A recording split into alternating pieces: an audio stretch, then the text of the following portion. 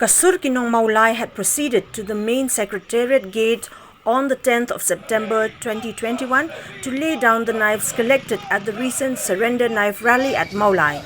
The purpose of this act is to condemn the NDA government for its delay tactics into bringing about justice to the death of late Chesterfield Thangkheo. It may be reminded that this protest had taken place on the first day of the autumn session of the Meghalaya Legislative Assembly. We demand justice! We demand justice! No suspension! No suspension! No suspension!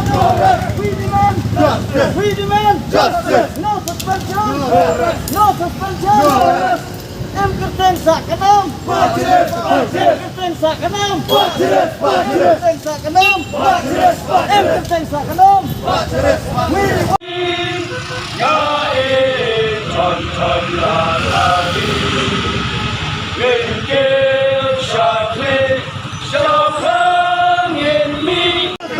We demand suspension! We demand suspension!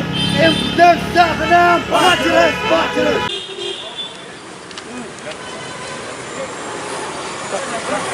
Ginya yale! Ginam sange!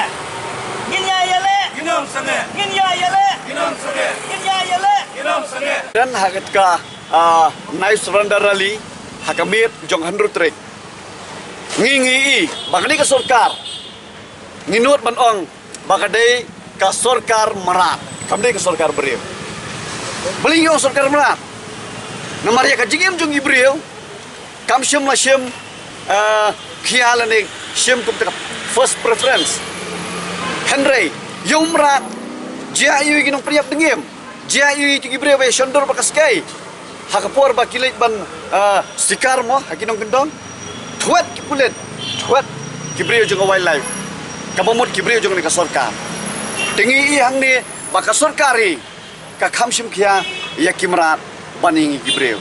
Tengi kondam ya kini ke sarkar mana ngingit scam baka jing sngo para briu lani ka jing sngo briu kandrung no ngikermen balung baka jing duai jo gilok bi lok pa kan kta ya ka donut pharo nah apa nang ka donut pharo namar ka jing erang ka jing mutlok jong siam jong deputi siam kala penlong nakaski sikasi khamtang ki statement ki jong ki kapen bitaringi kum ki samla kapen bitaringi kum Kasur Kinong Maulai.